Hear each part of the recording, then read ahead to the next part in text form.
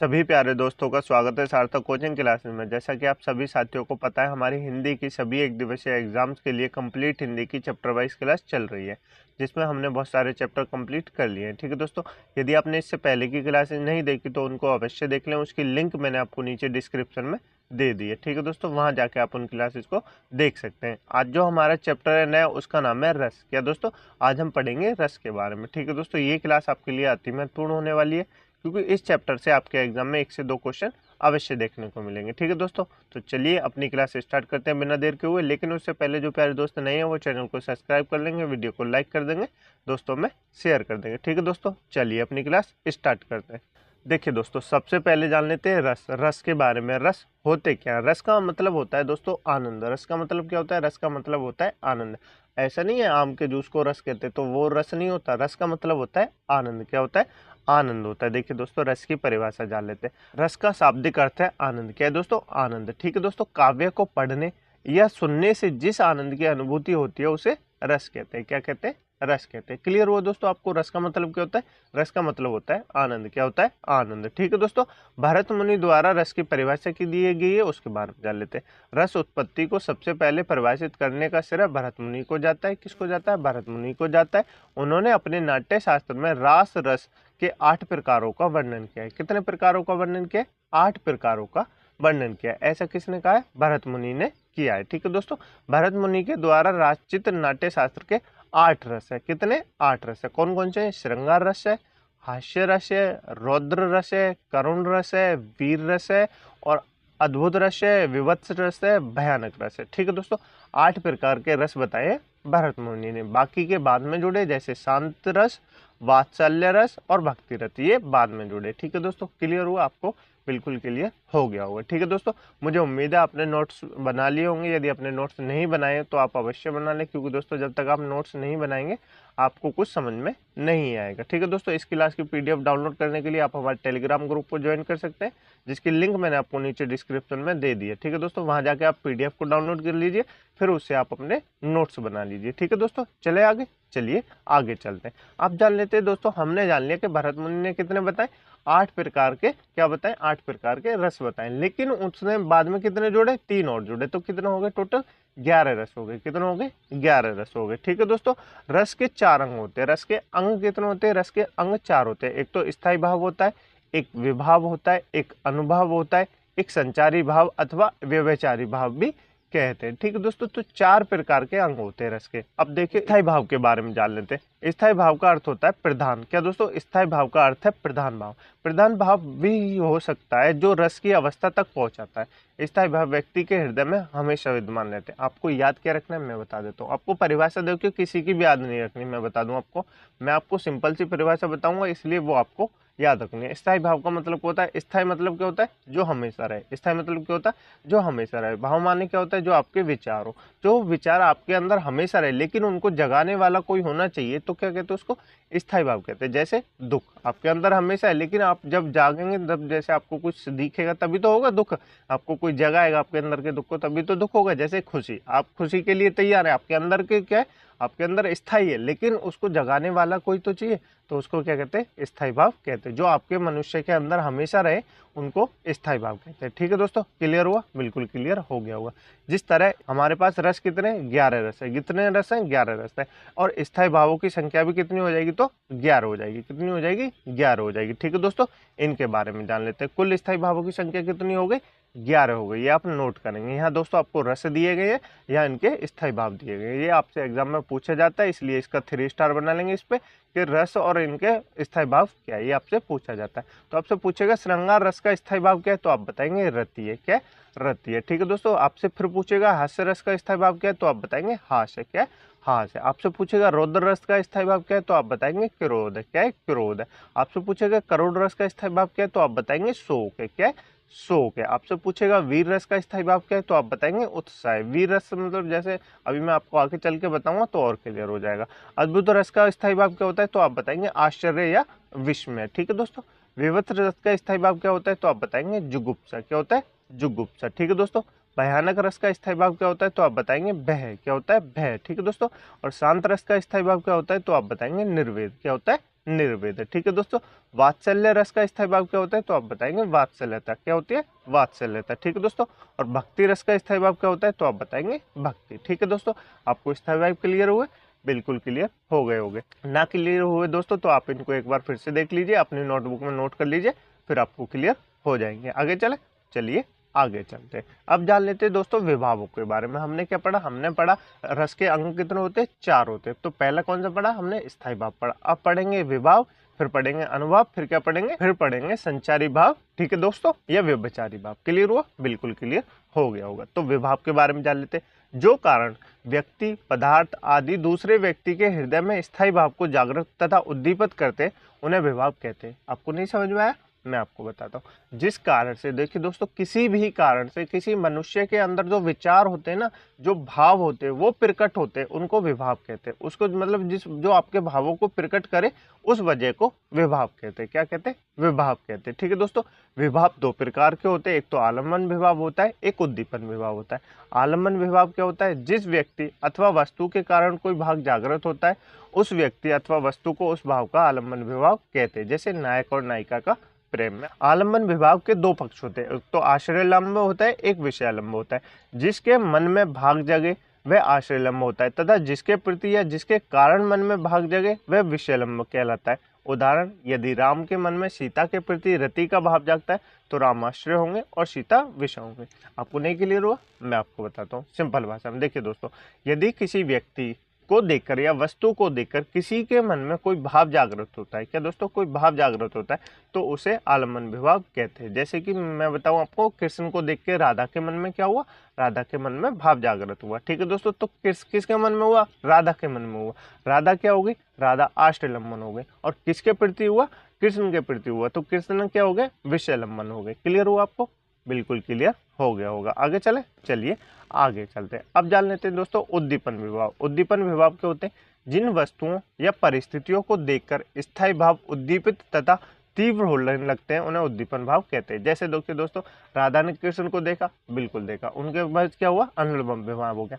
लेकिन पीछे से ही गाना बज जाता है, कोई गाना बज जाता है बढ़िया वाला। ठीक है दोस्तों, तो वो क्या होता है, वो उस भाव को और बढ़ाता है। क्या दोस्तों, वो उस भाव को और बढ़ाते हैं, तो उसको कहते हैं उद्दीपन विभाव। क्या कहते हैं, उद्दीपन विभाव। क्लियर हुआ, बिल्कुल क्लियर हो गया होगा। ये आपसे परिभाषा कोई नहीं पूछेगा, पर मैं बता रहा हूँ आपको, तो आप नोट कर लेंगे। नेक्स्ट है दोस्तों अनुभाव। अनुभाव क्या होते हैं दोस्तों, आश्रय की चेष्टा अथवा रस की उत्पत्ति को पुष्ट करने वाले वह भाव जो विभाव के बाद उत्पन्न होते हैं, उन्हें अनुभाव कहते हैं। आपको क्लियर हुआ, नहीं हुआ, मैं बताता हूँ। देखिए दोस्तों, विभाव होते हैं, मैंने आपको विभाव बता दिया क्या होते हैं, जो आपके अंदर के स्थायी भाव जो है उनको जागृत करें, उनको विभाव कहते हैं। लेकिन अनुभाव उसको कहते हैं जो विभावों के बाद होते हैं, मतलब उनको पुष्ट करे। जैसे आपके कोई स्थायी भाव है, आपको हंसने की बात है, तो उसको और अच्छा पुष्ट कर दे, मतलब चेष्टता कर दे, उसको क्या कहते हैं, उसको अनुभाव कहते हैं। क्या कहते हैं, अनुभाव कहते हैं। अनुभाव 4 प्रकार के होते हैं। ठीक है दोस्तों, कौन कौन से होते हैं, एक तो कायिक अनुभव होता है, एक मानसिक अनुभव होता है, एक आहार अनुभव होता है, और एक सात्विक अनुभव होता है। ठीक है दोस्तों, कायिक अनुभव क्या होता है, प्राय शरीर की कृत्रिम चेष्टा को कायिक अनुभव कहते हैं। ये आपको याद नहीं रखना, पर आया है तो मैं आपको बता रहा हूँ। मानसिक अनुभव क्या होता है, मन में हर्ष, विषाद आदि के उद्वेलन को मानसिक अनुभव कहते हैं। ठीक है दोस्तों, आहार्य अनुभव क्या कहते हैं, मन के भावों के अनुसार अलग अलग प्रकार की कृत्रिम वेश रचना करने का आहार्य अनुभव कहलाता है। ठीक है दोस्तों, सात्विक अनुभव क्या होता है, हेमचंद्र के अनुसार सत्व का अर्थ है प्राण, स्थायी भाव ही प्राण तक पहुंचकर सात्विक अनुभव का एक रूप धारण कर लेता है। आपको ये सब याद नहीं रखना। ठीक है दोस्तों, मैं आपको बता दूंगा क्या क्या याद रखना है। आपको मैंने बताया क्या याद रखना है, स्थायी भाव याद रखने, उनके क्या याद रखने, उनके एक तो रस याद रखने आपको, और उनके स्थायी भाव याद रखने अब तक आपको। ठीक है दोस्तों, उसके बाद चलते हैं। नेक्स्ट है संचारी भाव। संचारी भाव क्या होते हैं, जो भाव स्थायी भावों के साथ संचरण करते हैं, उन्हें संचारी भाव कहते हैं। जैसे आपके साथ कोई भाव होते हैं, आपको स्थायी भाव है हंसने का, उसके साथ एक और जो भाव होते हैं ना, उसको कहते हैं स्थायी भाव। क्या कहते हैं, संचारी भाव कहते हैं। ठीक है दोस्तों, या व्यभिचारी भाव कहते हैं। संचारी भाव के भेद कितने होते हैं, ये दोस्तों अनगिनत है। क्या दोस्तों, ये संचारी भाव अनगिनत है। जैसे हमने बताया रस तो कितने 11 है, और स्थायी भाव कितने, ये भी 11 है, लेकिन संचारी भाव दोस्तों अनगिनत है। लेकिन फिर भी आचार्यों ने इनकी संख्या जो है 33 बताई है। कितनी बताइए, 33 बताइए। तो आप बताएंगे, एग्जाम में आपसे पूछेगा कि संचारी भाव कितने, तो आप बताएंगे 33 है। कितने, 33 है। ठीक है दोस्तों, संचारी भावों की सूची दोस्तों आपको यहाँ दी गई है 33। ये आप पढ़ लेंगे, मैं भी आपको 1-2 पढ़ के बता देता हूँ, बाकी आप पढ़ लेंगे, आपको याद नहीं रखना। ठीक है दोस्तों, जैसे निर्वेद, आवेग, दैन्य, श्रम, मद, जड़ता, उग्रता, मोह, विवाद, स्वपन, अपस्मरा, गर्व, ये सब क्या है दोस्तों। जैसे किसी बच्चे का रिजल्ट आया तो उसके पापा क्या है, उसके आगे फर्स्ट डिवीजन यानी 90% बन गई, तो उसके पापा बहुत खुश हुए कि भाई हमारे लड़के ना जुलम कर दिया। क्या कर दिया? जुलम कर दिया, मतलब 90% ले आया, इतना कोई नहीं लाया हमारे खानदान में। तो क्या हो गया, उसके पापा को गर्व हो रहा है। क्या हो रहा है? गर्व हो रहा है। ठीक है दोस्तों। और ये गर्व कितने देर के लिए? थोड़ी देर के लिए। क्या दोस्तों? थोड़ी देर के लिए। ये तो बदल सकता है, बस आज आज का गर्व है, उसके बाद गर्व नहीं होगा। जैसे अभी वही लड़का आगे चल के कुछ और बन जाए, मतलब जैसे आप मान लीजिए कुछ भी बन जाए, तो वो क्या हो जाएगा, वो गर्व खत्म हो जाएगा। ठीक है दोस्तों, क्लियर हुआ? बिल्कुल क्लियर हो गया होगा। आपको संचारी भाव क्लियर हुआ? बिल्कुल क्लियर हो गए। आपको इनकी संख्या याद रखनी है, कितने होते हैं संसारी भाव, तो आप बताएंगे 33 होते हैं। कितने होते हैं? 33 होते हैं। क्लियर हुआ? क्लियर हुआ। आगे चले। अब दोस्तों कुछ रस हैं, जैसे मैंने आपको बताया कितने रस है, आपने कहा 11 रस है। कितने रस है? 11 रस है। अब आप उनको पहचानेंगे कैसे? क्या दोस्तों, सबसे बड़ी बात तो यही है कि आपसे एग्जाम में पूछेगा कि बताइए निम्नलिखित में से कौन से में श्रृंगार रस है, तो आप पहचानेंगे कैसे, ये मैं आपको बताने की कोशिश कर रहा हूँ। ठीक है दोस्तों, देखिए ये आपके लिए इंपॉर्टेंट है, 3 स्टार बना लेंगे। ठीक है दोस्तों, ये जो हम पढ़ने वाले हैं रसों के उदाहरण, इनके लिए आप 3 स्टार बना लेंगे। तो सबसे पहले श्रृंगार रस। श्रृंगार रस क्या होता है दोस्तों? नायक नायिका के सौंदर्य तथा प्रेम संबंधी वर्णन को श्रृंगार रस कहते हैं। श्रृंगार रस को रसराज या रसपति कहा जाता है। ठीक है दोस्तों, इसका स्थायी भाव क्या होता है? रति होता है। क्या होता है दोस्तों? श्रृंगार रस में 2 प्रकार के रस आते हैं दोस्तों। कौन कौन से आते हैं? एक तो संयोग श्रृंगार रस होता है। क्या होता है? संयोग श्रृंगार रस होता है, यानी कि जिसमें नायक नायिका हो। ठीक है दोस्तों, एक होता है वियोग श्रृंगार रस। क्या होता है? एक होता है वियोग श्रृंगार रस, जिसमें नायक नायिका एक साथ ना हो। ठीक है दोस्तों, तो आप याद रखेंगे श्रृंगार रस के बारे में। श्रृंगार रस को क्या कहा जाता है? श्रृंगार रस को रसराज या रसपति कहा जाता है। तो आपसे एग्जाम में पूछेगा कि रसराज या रसपति किस रस को कहा जाता है, तो आप बताएंगे श्रृंगार रस को कहा जाता है। किस रस को कहा जाता है? श्रृंगार रस को कहा जाता है। ठीक है दोस्तों, अब आप इसका स्थायी भाव क्या है, मैंने आपको बता दिया, रति है। ये तो आपको याद हो गई। अब आप इसको पहचानेंगे कैसे? देखिए दोस्तों, जिसमें भी श्रृंगार के बारे में बात की, पढ़िए दोस्तों। बतरस लालच लाल की, मुरली धरी लुकाए, सो करे बोहिनी हसे, देन कहीं नहीं जाए। ये किसके बारे में कहा जा रहा है? मुरलीधर के बारे में कहा जा रहा है, यानी श्री कृष्ण के बारे में कहा जा रहा है। तो उनकी जो है श्रृंगार की वो दिख जा रही है, तो श्रृंगार रस हो जाएगा। क्या हो जाएगा? श्रृंगार रस हो जाएगा। आप कोई और भी एग्जाम्पल देख सकते हैं। ठीक है दोस्तों, मुझे ये अच्छा लगा, मैंने आपको ये दे दिया। क्लियर हुआ? बिल्कुल क्लियर हो गया होगा। नेक्स्ट है दोस्तों हास्य रस। हास्य रस क्या होता है दोस्तों? हास्य रस का स्थायी भाव में आपको पता है, हास होता है। क्या होता है? हास होता है। जैसे आपको हास्य से ही समझ में आता है, जब किसी चीज को पढ़ के हमको क्या हो, किसी वेशभूषा, किसी वाणी या किसी व्यक्ति को देखकर हमको हंसी आए, तो क्या हो जाता है? हास्य रस हो जाता है। क्या हो जाता है? हास्य रस हो जाता है। ठीक है दोस्तों, जैसे इसके अंतर्गत वेशभूषा, वाणी आदि की विकृति को देखकर मन में जो प्रसन्नता का भाव उत्पन्न होता है, उसे हास्य की उत्पत्ति होती है, इसे ही हास्य रस कहते हैं। ठीक है दोस्तों, आपको याद नहीं रखना, आपको क्या याद रखना है? एग्जाम्पल याद रखने। जैसे बुरे समय को देख कर गंजे तू क्यों रोए, किसी भी हालत में तेरा बाल न बांका होए। मतलब क्या? गंजे से कह रहे हैं तू क्यों टेंशन ले रहा है, बुरा समय आ रहा है तो क्या करना, तुझे क्या करना, तू तो गंजा है, तेरा क्या हो रहा है, कुछ भी नहीं हो रहा, तो क्या हो रहा है? हंसी आ रही है। ठीक है दोस्तों, जैसे लाल लाल मुख के बंदर कूद पड़े लंका के अंदर, ये सब क्या है? हास्य रस है। ठीक है दोस्तों, क्लियर हुआ आपको? बिल्कुल क्लियर हो गया होगा। नेक्स्ट चलें दोस्तों, नेक्स्ट है रौद्र रस। रौद्र रस मतलब जैसे आपको रौद्र माने होता है क्या? गुस्सा। क्या दोस्तों? रौद्र माने होता है गुस्सा। तो जैसे इसका स्थायी भाव क्या होता है? इसका स्थायी भाव होता है क्रोध। क्या होता है? क्रोध। जब किसी एक पक्ष या व्यक्ति द्वारा दूसरे पक्ष या दूसरे व्यक्ति का अपमान करने अथवा अपने गुरुजन आदि की निंदा से जो क्रोध उत्पन्न होता है, उसे रौद्र रस कहते हैं। क्या कहते हैं? उसे रौद्र रस कहते हैं। आपको समझ में आया? नहीं आया? मैं बताता हूँ। जब आपको सबसे ज्यादा गुस्सा है, क्या दोस्तों, जब आपको गुस्सा है तो उसको क्या कहेंगे? रौद्र रस कहेंगे। बस आप इतना याद रख लीजिए। ठीक है दोस्तों, ज्यादा आपको याद नहीं रखना। तो देखिए दोस्तों, उदाहरण मैंने आपको दिया। श्री कृष्ण के सुन वचन, अर्जुन क्षोभ से जलने लगे, सब सील अपना भूल कर करतल युगल मलने लगे, संसार देख अब हमारे शत्रु रण में मृत पड़े, करत हुए ये घोषणा वे हो गए उठकर खड़े। जैसे आप श्री कृष्ण को कह रहे हैं अर्जुन से, जब वो युद्ध करने से मना कर देते हैं तो उनको भगवत गीता का ज्ञान देते हैं ना, तो वो गुस्सा हो जाते हैं। श्री कृष्ण गुस्सा हो जाते हैं कि ये नीच, मैं इसका सारथी बनाऊं, मैं इतना वो कर रहा हूँ और ये बैठा है कि लड़ाई नहीं करूंगा। तो इसको समझा रहे हैं, इसलिए उनको गुस्सा आ रहा है। क्या हो जाएगा? रौद्र रस हो जाएगा। ठीक है दोस्तों, नेक्स्ट है करुण रस। करुण रस क्या होता है? इसका स्थायी भाव शोक होता है, इस रस में किसी अपने का विनाश या अपने का वियोग, द्रव्यावना, आपको सबसे ये छोड़ो, आपको याद क्या रखना है, करुण रस माने होता है शोक। क्या करुण रस माने होता है शोक, जिसमें दुख बताया जाए। ठीक है दोस्तों, परिभाषा पढ़, उदाहरण पढ़ लेते हैं। रही खरकती हाय, सूल सी पीड़ा उर्मे दशरथ के, गलीना त्रास वेदना विमणे, साप कथा वे कहे न जाए। देखिए दोस्तों, दशरथ के मन में क्या हो रहा है, दुख की भावना आ रही है जब उन्होंने उनको श्राप दिया था। ठीक है दोस्तों, क्लियर हुआ, तो क्या हो जाएगा, करुण रस हो जाएगा। आगे चले, चलिए आगे चलते हैं। नेक्स्ट दोस्तों वीर रस। वीर रस से क्या दोस्तों आपको समझ में आ रहा है, वीर रस का स्थायी भाव क्या होता है, उत्साह होता है। क्या होता है, उत्साह होता है। ये सब परिभाषा आपको नहीं पढ़नी। वीर रस मतलब जैसे आपको किसी को सुन के, किसी की वाणी को सुन के आपको वीरता का भाव हो। जैसे कि एग्जाम्पल देख लेते हैं, बुंदे लवहर बोले हमने सुनी कहानी थी, खूब लड़ी मर्दानी वो तो झांसी वाली रानी थी। तो क्या हो जाएगा, वीर रस हो जाएगा, झांसी वाली रानी के बारे में बताया जा रहा है। क्लियर हुआ, बिल्कुल क्लियर हो गया होगा। नेक्स्ट है दोस्तों अद्भुत रस। अद्भुत रस क्या होता है, जैसे किसी बात को देख को आपको आश्चर्य हो जाए, इसका स्थायी भाव क्या होता है, आश्चर्य होता है। जब व्यक्ति के मन में विचित्र अथवा आश्चर्यजनक वस्तुओं को देखकर जो विस्मय आदि के भाव उत्पन्न होते हैं, उसे ही अद्भुत रस कहा जाता है। क्लियर हुआ, बिल्कुल क्लियर हो गया होगा। देखिए दोस्तों एग्जाम्पल देख लेते हैं। देख यशोदा शिशु के मुख में सकल विषय की माया, क्षणभर को वह बनी अचेतन, हिल न सकी कोमल काया। अद्भुत कैसे हो गया, जब माता यशोदा ने श्री कृष्ण के मुंह में क्या देख लिया, पूरा ब्रह्मांड देख लिया, तो वो क्या हो गई, वो क्या हो गई, आश्चर्य हो गई। क्या हो गई, आश्चर्य हो गई। तो क्या हो गया, अद्भुत रस हो गया। क्लियर हुआ, बिल्कुल क्लियर हो गया होगा। आगे चले, चलिए अब जान लेते हैं दोस्तों विभत्स रस। विभत्स रस किसको कहते हैं, तो विभत्स रस का स्थायी भाव क्या होता है, तो आप बताएंगे जुगुप्सा। क्या होता है, जुगुप्सा। दोस्तों विभत्स रस माने होता है जैसे किसी देख को, आपको किसी चीज को देख के घृणा आती है ना, जैसे छी, जैसे कुत्ता, मांस, बिल्ली, हड्डी, ये सब पड़ा होता है ना, इसको कहते हैं विभत्स रस। क्या कहते हैं, विभत्स रस। जैसे देखिए दोस्तों आपके सामने उदाहरण है, आंखें निकल उड़ जाते, क्षण भर उड़कर आ जाते, सब जीव खींच कर कौवे,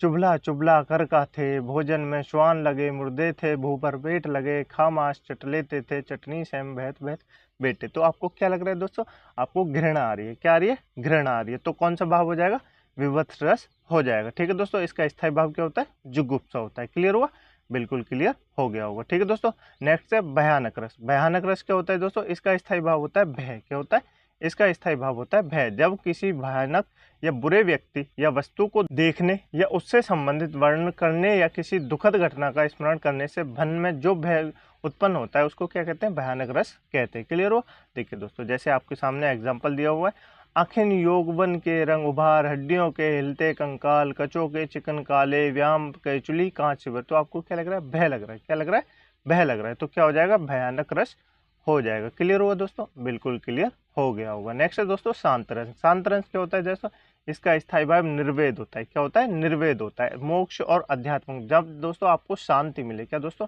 जहाँ आपको शांति देखे उसको शांत रस कहते हैं। जैसे दोस्तों आपके सामने एग्जाम्पल है, मैंने आपको बताया ना दोस्तों, आपको परिभाषा बिल्कुल याद नहीं रखनी। ठीक है दोस्तों, जब मैं था तब हरी नहीं, अब हरी है मैं नहीं, सब अंधियारा मिट गया जब दीपक देखे माही। मतलब जब मैं था तब हरी नहीं थे, अब हरी है तो मैं नहीं। मतलब मैं माने होता है अहंकार। क्या होता है, मैं माने होता है अहंकार। क्लियर हुआ दोस्तों, तो क्या हो जाएगा, शांत रस हो जाएगा। नेक्स्ट है दोस्तों वात्सल्य रस। वात्सल्य रस क्या होता है, इसका स्थायी भाव होता है वात्सल्यता। क्या होता है, वात्सल्यता। वात्सल्य रस क्या होता है दोस्तों, जिसमें माता अपने बच्चे के लिए प्यार करती है, उसको कहते हैं वात्सल्य रस। क्या कहते हैं, वात्सल्य रस। ठीक है दोस्तों, क्लियर हो आपको, बिल्कुल क्लियर हो गया होगा। इसका उदाहरण सबसे ज्यादा कृष्ण जी के बारे में दिया जाता है। जैसे यहाँ पे दिया है, बाल दशा सुख निरिख जशोदा, पुनि पुनि नंद बुलवाती, अचरा तरले ठाकी सूर, प्रभु को दूध पिवाती। तो ये क्या दोस्तों, वात्सल्य रस है। क्या है, वात्सल्य रस। जैसे श्री राम के बारे में माँ कैकेयी कहती है, ऐसे यशोदा माँ कह रही है। ठीक है दोस्तों, क्लियर है आपको,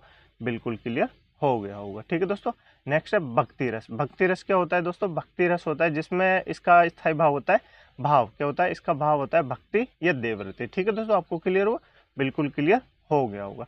इस रस में ईश्वर की अनुरक्ति, भक्ति मतलब क्या होता है दोस्तों, आपको सीधा भाषा में समझना है। आपको मतलब पता है कि किसी भगवान की भक्ति करना, उसको कहते हैं भक्ति रस। ठीक है दोस्तों, प्रेम। देखिए दोस्तों, जब मीरा ने प्रेम किया था तो मीरा ने भक्ति नहीं की थी, मीरा ने श्री कृष्ण से प्रेम किया था। क्या किया था, प्रेम किया था। तो उनका क्या रस हो जाएगा, उनका श्रृंगार रस हो जाएगा। क्या हो जाएगा, उनके जो उसमें छंद है वो श्रृंगार रस हो जाएंगे। लेकिन यहाँ क्या है दोस्तों, भक्ति रस। यहाँ क्या आता है, पुष्पवन जल सिंची सिंची, प्रेम बोली बोई, मीरा की लगन लगी, होन ससो होई। ठीक है दोस्तों, यहाँ भी भक्ति रस है। बहुत से इनको ऐसे उदाहरण है जिसमें भक्ति रस दिखता है, लेकिन मीराबाई ने क्या किया, मीराबाई ने श्री कृष्ण से प्रेम किया था।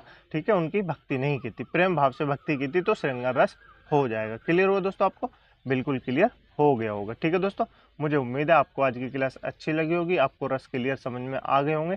यदि आपको समझ में आ गए हैं तो वीडियो को लाइक कर दें, दोस्तों में शेयर कर दें, चैनल को सब्सक्राइब जरूर कर दें। ठीक है दोस्तों, इस क्लास की PDF डाउनलोड करने के लिए आप हमारे टेलीग्राम ग्रुप को ज्वाइन कर सकते हैं, जिसकी लिंक मैंने आपको नीचे डिस्क्रिप्शन में दे दी है। ठीक है दोस्तों, वहाँ जाके आप इस क्लास की PDF डाउनलोड कर सकते हैं। ठीक है दोस्तों, मुझे उम्मीद है आपको पूरी क्लास समझ में आई होगी। यदि आपको नहीं समझ में आई है तो आप एक बार इसको फिर से देख लेना, आपको क्लियर हो जाएगा। ठीक है दोस्तों, मिलते हैं अगली क्लास में एक नए चैप्टर के साथ। तब तक के लिए अपना ध्यान रखिएगा और अपनी क्लासों का रिवीजन अवश्य करते रहिए। ठीक है दोस्तों, और नोट्स अवश्य बना लीजिए। ठीक है दोस्तों, PDF तो मैं दे रहा हूँ, जब तक आप अपने नोट्स नहीं बनाएंगे तब तक आपको कुछ समझ में नहीं आएगा। ठीक है दोस्तों, मिलते हैं अगली क्लास में एक नए चैप्टर के साथ। तब तक के लिए अपना ध्यान रखिएगा। जय हिंद, जय भारत।